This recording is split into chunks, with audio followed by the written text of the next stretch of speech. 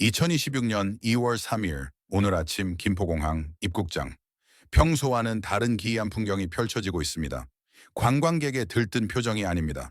낡은 양복을 입고 한 손에는 묵직한 서류 가방을 든 수백 명의 일본 중년 남성들이 쏟아져 들어오고 있습니다.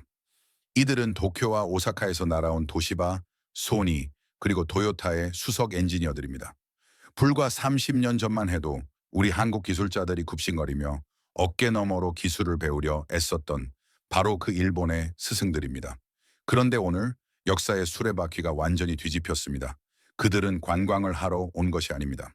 한국 기업에 취업하기 위해, 아니, 살아남기 위해 자존심을 버리고 현해탄을 건넌 것입니다. 지금 일본 열도는 충격에 빠졌습니다.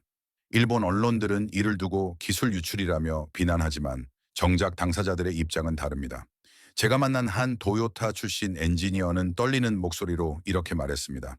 일본에는 더 이상 희망이 없다. 월급은 30년째 제자리인데 물가는 폭등했고 무엇보다 회사가 새로운 도전을 하지 않는다.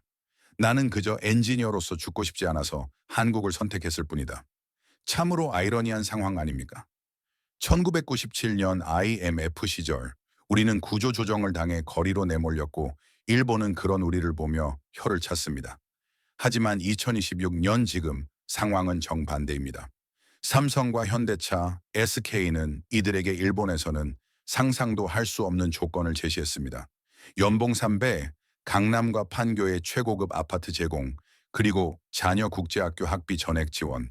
이 파격적인 조건, 단순히 우리가 돈이 많아서일까요? 천만에요. 세상에 공짜 점심은 없습니다. 한국 대기업들이 바보가 아닌 이상 다 늙어가는 일본 기술자들에게 수억 원의 연봉을 퍼붓는 데는 아주 치밀하고 어찌 보면 섬뜩한 계산이 깔려 있습니다.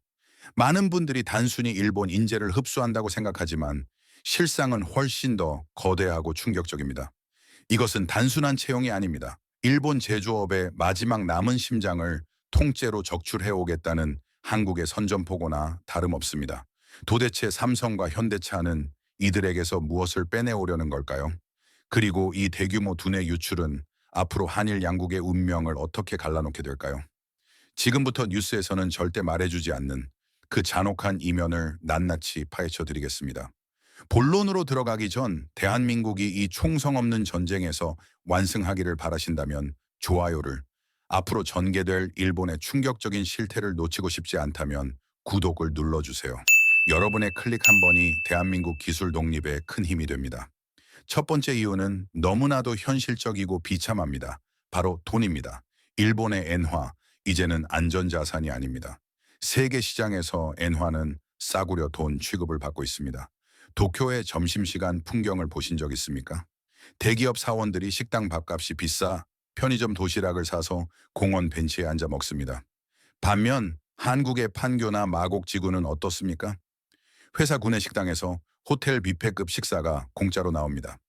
2026년 현재 이 작은 밥 한 끼의 차이가 한일 경제 역전의 결정적 증거입니다. 데이터는 거짓말을 하지 않습니다. 일본 후생 노동성의 통계를 보면 지난 30년간 일본의 실질 임금은 단일 엔도 오르지 않았습니다. 오히려 물가를 반영하면 마이너스입니다. 1990년에 400만 엔을 받던 신입사원이 2026년에도 여전히 400만 엔을 받습니다. 하지만 한국은 어떻습니까? 같은 기간 임금이 2배, 3배 폭등했습니다. 이제 삼성전자 신입사원의 연봉이 도시바의 부장급 연봉보다 높다는 것이 불편한 진실입니다. 일본 엔지니어들에게 한국행 티켓은 단순한 이직이 아닙니다. 그것은 빈곤 탈출을 위한 유일한 동아줄입니다. 여기서 더 충격적인 사실이 있습니다. 일본 기업들이 돈이 없어서 월급을 안 올려주는 것이 아닙니다. 도요타 같은 기업들은 수백조 원의 사내 유보금을 쌓아두고 있습니다. 돈은 넘쳐납니다.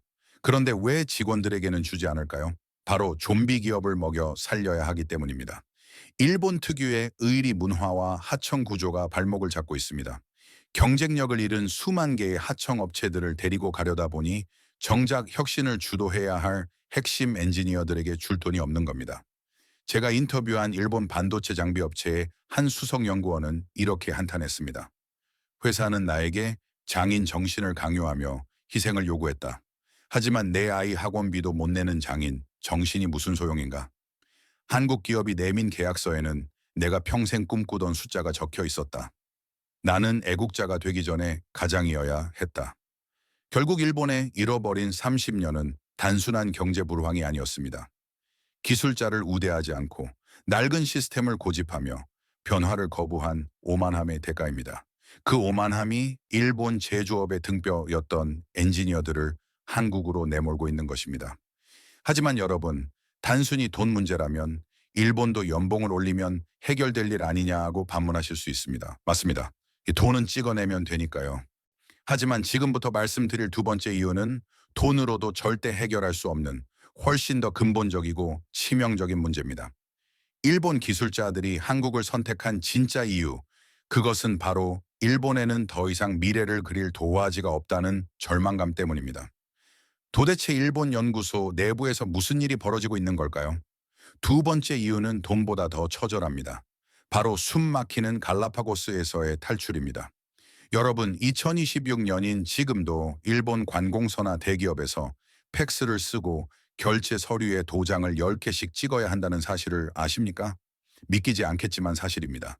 일본의 엔지니어들이 가장 절망하는 지점이 바로 여기입니다.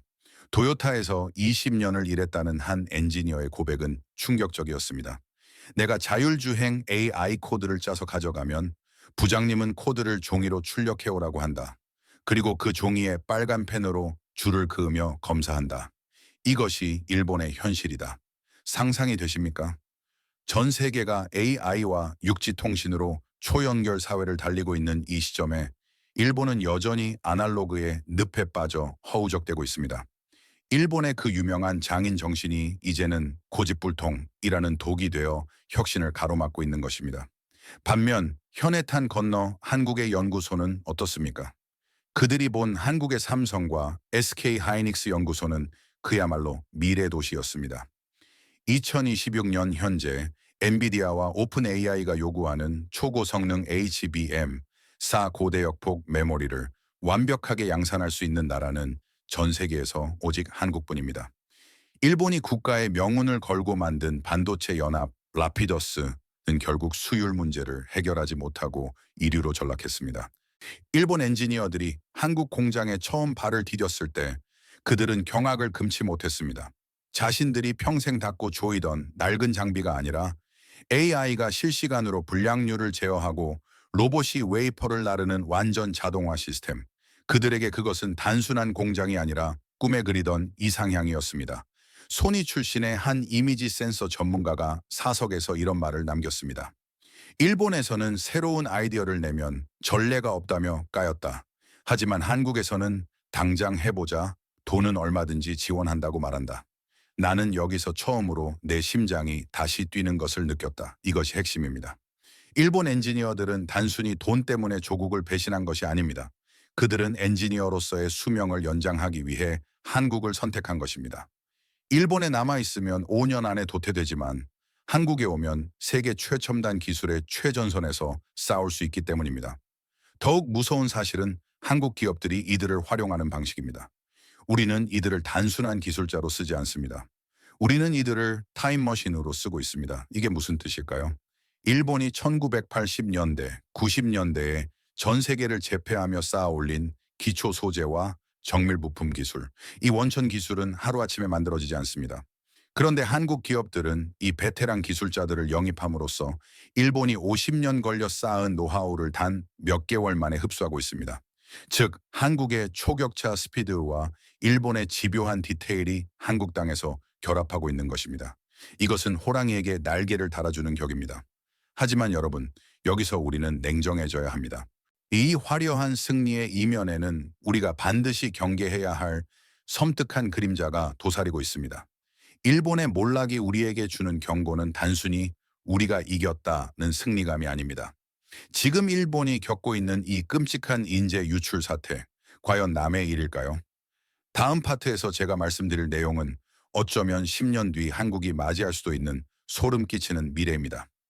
두 번째 이유는 돈보다 더 처절합니다. 바로 숨 막히는 갈라파고스에서의 탈출입니다. 여러분, 2026년인 지금도 일본 관공서나 대기업에서 팩스를 쓰고 결제 서류에 도장을 10개씩 찍어야 한다는 사실을 아십니까? 믿기지 않겠지만 사실입니다. 일본의 엔지니어들이 가장 절망하는 지점이 바로 여기입니다. 도요타에서 20년을 일했다는 한 엔지니어의 고백은 충격적이었습니다. 내가 자율주행 AI 코드를 짜서 가져가면 부장님은 코드를 종이로 출력해오라고 한다. 그리고 그 종이에 빨간 펜으로 줄을 그으며 검사한다. 이것이 일본의 현실이다. 상상이 되십니까?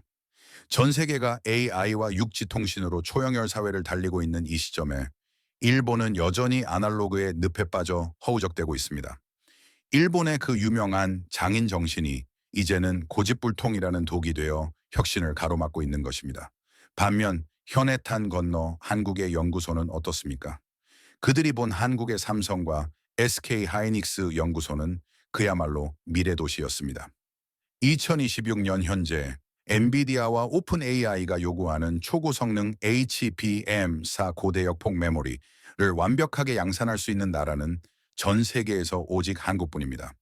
일본이 국가의 명운을 걸고 만든 반도체 연합 라피더스는 결국 수율 문제를 해결하지 못하고 이류로 전락했습니다.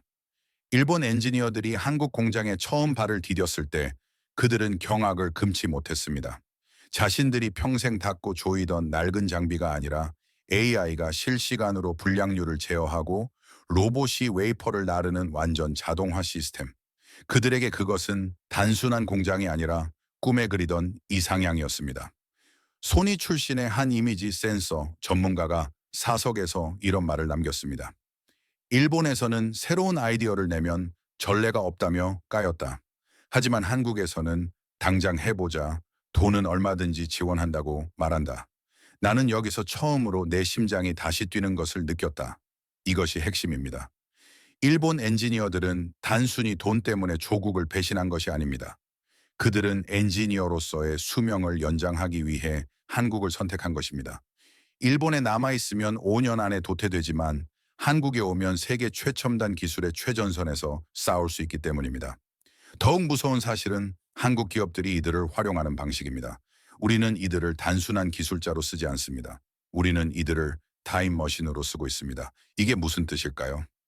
일본이 1980년대, 90년대에 전 세계를 제패하며 쌓아올린 기초 소재와 정밀 부품 기술, 이 원천 기술은 하루아침에 만들어지지 않습니다. 그런데 한국 기업들은 이 베테랑 기술자들을 영입함으로써 일본이 50년 걸려 쌓은 노하우를 단 몇 개월 만에 흡수하고 있습니다. 즉 한국의 초격차 스피드와 일본의 집요한 디테일이 한국 땅에서 결합하고 있는 것입니다. 이것은 호랑이에게 날개를 달아주는 격입니다. 하지만 여러분, 여기서 우리는 냉정해져야 합니다. 이 화려한 승리의 이면에는 우리가 반드시 경계해야 할 섬뜩한 그림자가 도사리고 있습니다. 일본의 몰락이 우리에게 주는 경고는 단순히 우리가 이겼다는 승리감이 아닙니다. 지금 일본이 겪고 있는 이 끔찍한 인재 유출 사태, 과연 남의 일일까요? 다음 파트에서 제가 말씀드릴 내용은 어쩌면 10년 뒤 한국이 맞이할 수도 있는 소름 끼치는 미래입니다. 지금 우리가 일본 기술자들을 돈과 비전으로 매수하고 있다고 환호하고 있죠. 그런데 고개를 조금만 돌려 서쪽을 보십시오. 똑같은 방식으로 우리 한국 엔지니어들을 노리는 거대한 포식자가 입을 벌리고 있습니다. 바로 중국입니다. 2026년 현재 중국의 BYD와 화웨이는 삼성과 현대차 핵심 인력에게 백지수표를 내밀고 있습니다. 연봉 5배, 자녀 베이징 최고 명문학교 입학, 그리고 한국에서는 상상도 못할 연구비 지원.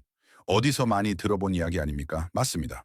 지금 우리가 일본에게 하고 있는 그 짓을 중국은 우리에게 더 거대한 규모로 자행하고 있습니다.